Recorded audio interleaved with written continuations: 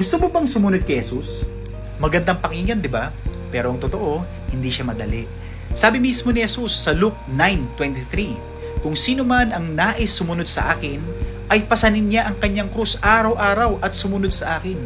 Hindi niya sinabing, kung gusto mo ng blessing, sundan mo ako. Ang sabi niya, pasanin mo ang krus. Ibig sabihin, handa kang isuko ang sarili mong kagustuhan at pumili ng pagsunod kahit masakit, kahit may sakripisyo.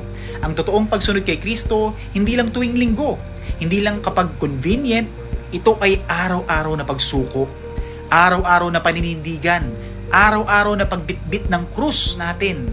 Kapatid, kung follower ka ni Jesus, expect mo na ang hirap. Maaaring mawalan ka ng kaibigan, ma-reject ka, matawanan, ma-challenge. Pero kung para kay Jesus, okay lang mapagod, basta wag bibitaw. Yes, may krus, yes, may sakripisyo, pero kasama mo si Jesus sa bawat takbang. At sa dulo, makikita mong lahat ng hirap sa pagsunod, hindi masasayang. Bakit? Dahil siya mismo ang gantimpala.